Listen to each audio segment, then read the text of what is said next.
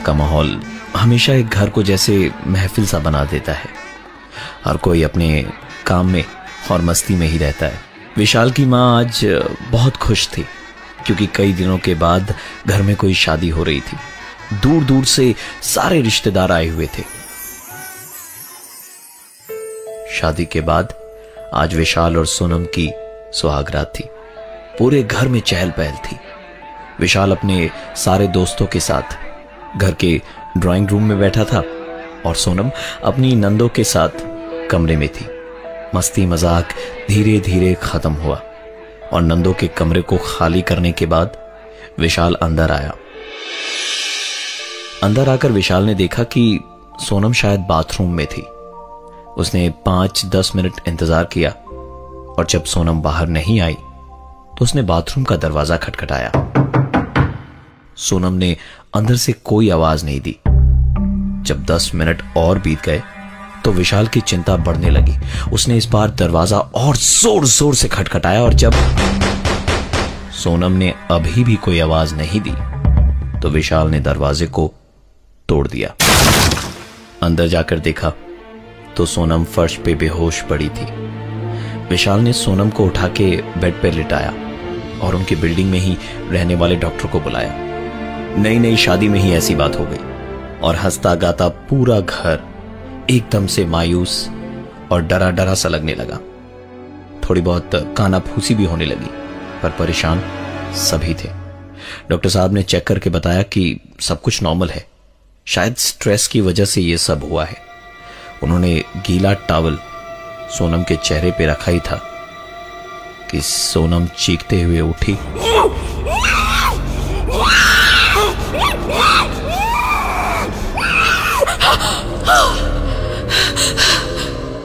और फिर बेहोश हो गई। डॉक्टर ने तुरंत उसे नींद का इंजेक्शन दे दिया।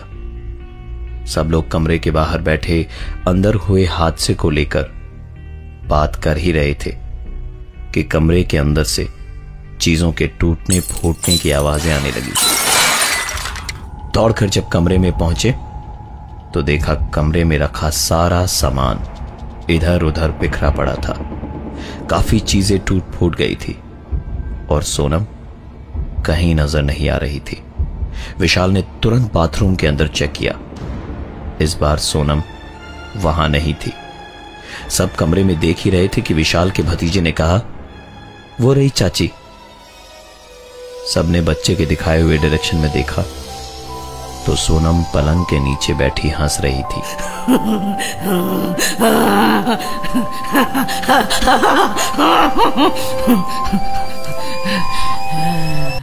विशाल ने झुककर उससे पूछा, तुम यहां क्या कर रही हो और ये सब क्या किया तुमने?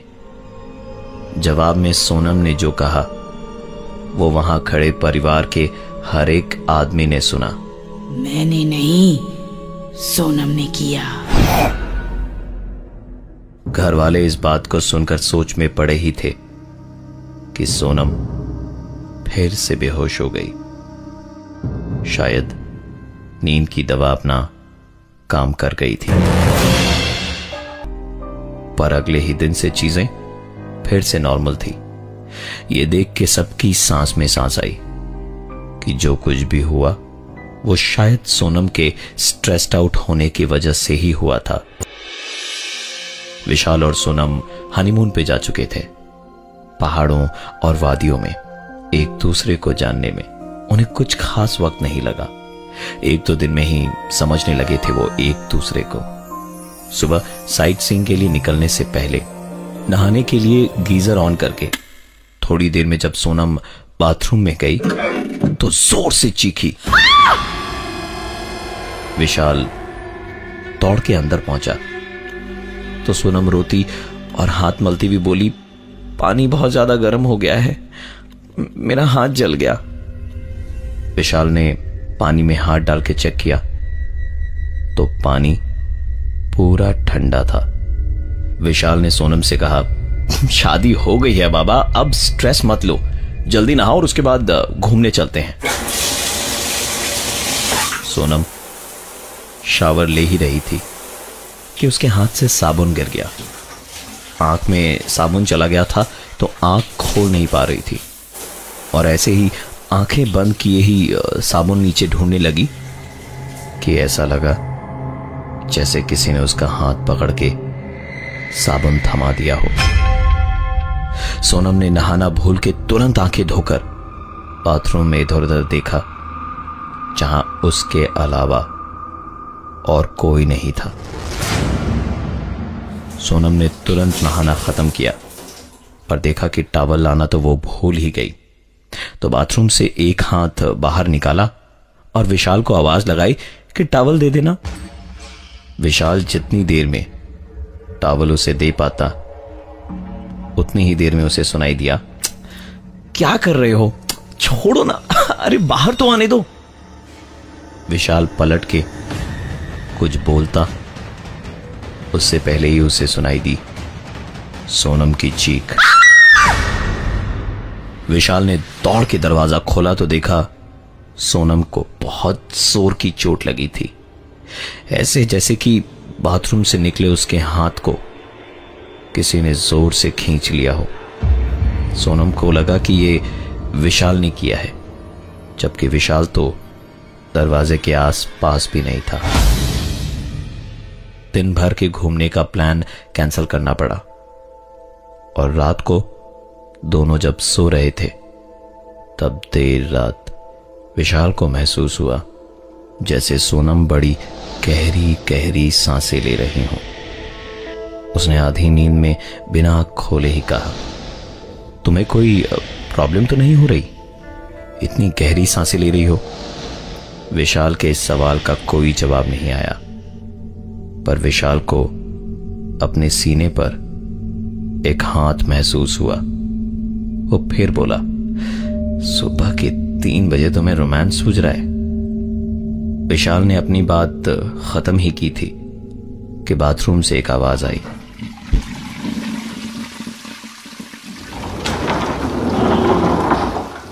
और सोनम ने पूछा, इतनी रात को किससे बातें कर रहे हो? यह सुनते ही विशाल की नींद टूट गई और उसने देखा सोनम बेड पे थी ही नहीं, वो तो बाथरूम से अभी अभी निकली थी। तो फिर वो सांसें और वो हाथ किसका था? लेकिन तभी सोनम बाथरूम से बाहर आई। सोनम को बाथरूम से बाहर आता देख विशाल को मानो सांप सूंघ गया था। किसी तरह आज की रात कटी और फिर सुबह दोनों शॉपिंग पे निकले। तो घूमते घूमते सोनम को किसी दुकान पे एक शॉल पसंद आया। विशाल उसके लिए वो शॉल तुरंत खरीद लाया। तो शॉल हाथ में लेके सोनम ने गुस्से से उसकी ओर देख के कहा, मुझे भी ये चाहिए। विशाल को लगा कि सोनम मजाक कर रही है, इसलिए उसने भी वैसे ही बोला, नहीं दे सकता, तुम्हारे लिए एक ही बहुत है। तो सोनम फिर से चीख के गुस्से में बोली, बिना शुद्ध सोनम कह देवे, सोनम कह देवे। विशाल ने रास्ते पर कोई सीन क्रिएट नहीं किया और तुरंत जाकर दूसरी शॉल ले आया। और होटल पहुंचते ही सोनम ने विशाल से जो कहा, उसके बाद विशाल कुछ बोल ही नहीं पाया। वाह मिस्टर विशाल, फिजूल खर्ची तो कोई आपसे सीखे, एक ही जैसी 2-2 शॉल खरीद लिया आपने। विशाल को काटो तो खून नहीं। उसने टाइम बर्बाद ना करते हुए अगले ही दिन की टिकट्स बुक कर ली वापस गुवाहाटी जाने के लिए। फ्लाइट दिल्ली से थी वाया कोलकाता और फिर गुवाहाटी। शिमला से दिल्ली वो बस की जर्नी करके पहुंचे। बस अड्डे पर सोनम को वेइंग मशीन दिखी तो उसने कॉइन डाल के अपना वेट चेक किया। वेट आया 135 किलो, जबकि सोनम का वेट 65 से ज्यादा हो ही नहीं सकता था। उसने दोबारा वेट लिया तो फिर वही 135 किलो। तीसरी बार भी वही आया। इस बार विशाल बोला, मैडम तुम्हारा वजन तो 65 है, बाकी का 70 शायद तुम्हारे स्ट्रेस का है। और वैसे भी बस अड्डे पे आज तक किसी का वेट सही निकला है जो तुम्हारा आएगा। दोनों ने दिल्ली एयरपोर्ट से गुवाहाटी की फ्लाइट पकड़ी जो कोलकाता में कुछ देर के लिए रुकी। सोनम ने पूछा, ये हम कहाँ हैं? विशाल ने खिड़की से बाहर देखते देखते ही कहा, कोलकाता। सोनम को ये सुन के पता नहीं क्या हुआ, और जिसको बंगाली का एक अक्षर नहीं आता था, उस सोनम ने बंगाली में कहा, कालीबाड़ी जाबो। विशाल को सोनम की बात समझ में नहीं आई। उसने उससे पूछा, क्या? तो सोनम बोली, सुनছিস ना, काली। पीछे से किसी पैसेंजर ने कहा कि ये कालीबाड़ी जाने की जिद कर रही हैं, जो टॉलिक में है।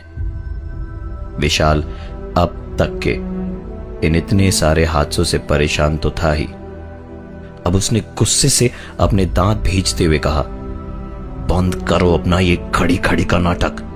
फ्लाइट में अगर कोई सीन क्रिएट किया ना, तो उतरते के साथ ही तुम्हें डिवोर्स दे दूंगा, समझी? सोनम पूरी तरह झेप गई और बड़ी अजीब तरीके से उसने कहा, सॉरी, जाबो ना। वापस घर पहुंच के जब सारी बातें घर पे बता के विशाल अपने रूम की ओर जा रहा था, तो पीछे से सोनम की सास ने धीमे से कहा, दिक्कतें तो होगी ही, भूतनी से जो शादी कर ली है मेरे बेटे ने। उनके मुंह की बात खत्म भी नहीं हुई थी कि सोनम ने पलट के जोर से चीखते हुए कहा, ठीक बोलेছিস। सोनम चीखने के तुरंत बाद ही बेहोश हो गई। किसी तरह उसको रूम में ले जाकर विशाल ने बेड पर सुला दिया। सोनम बहुत देर तक सुकून से सोती रही, पर शाम को पूरे घर में ढूंढने पे भी सोनम कहीं नहीं दिखी। जब पूरे घर में और बिल्डिंग में छानबीन करने के बाद विशाल छत पे पहुंचा, तो छत के एक कोने में बैठी सोनम रोती हुई उसे दिखाई दी। विशाल को कभी भी इतना गुस्सा नहीं आया था जितना अभी सोनम को देख के आ रहा था। वो चिल्लाते हुए कहता है, ये क्या नया नाटक है तुम्हारा? तुम्हारी वजह से सोना, खाना, जीना सब कुछ मेरा हराम हो गया है। चाहती क्या हो तुम मुझसे? सोनम ने कुछ नहीं कहा, लेकिन विशाल को आधी ताकत से ही एक धक्का गुस्से से मारा और विशाल बड़ी दूर जाकर गिरा। इस धक्के से वो समझ गया था कि ये सोनम तो नहीं है, क्योंकि सोनम के लिए इस तरह की चीज कर पाना शायद इम्पॉसिबल थी। उस दिन रात को विशाल नहाकर आईने के सामने खड़े होकर कंघी कर ही रहा था कि उसने आईने में ही अपने पीछे देखा कि बेड पर बैठी सोनम ऊपर देखते देखते अपने आप से ही बात किए जा रही थी। चली जा। विशाल ने जोर से सोनम को झकझोड़ा और चिल्लाया, क्या कर क्या रही हो तुम सोनम? पागल हो गई हो क्या? जीना दुश्वार कर दिया है तुम्हारी इन हरकतों ने मेरा। विशाल की बातें सुनकर सोनम के गले से सिर्फ एक ही आवाज निकली,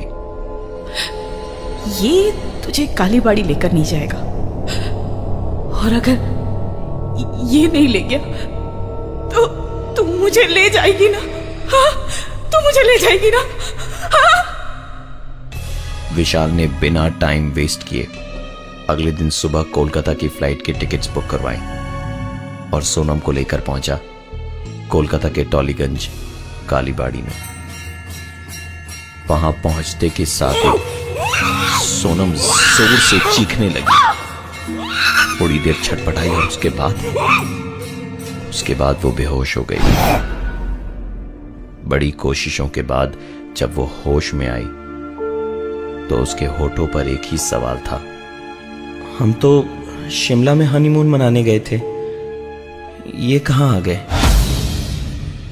इस घटना के बाद सोनम और विशाल के साथ और कोई घटना नहीं घटी, लेकिन आज भी जब विशाल से इन पुरानी बातों के बारे में कोई पूछ लेता है तो सोनम का वो डरा हुआ लेकिन डरावना चेहरा उसके सामने घूम जाता है।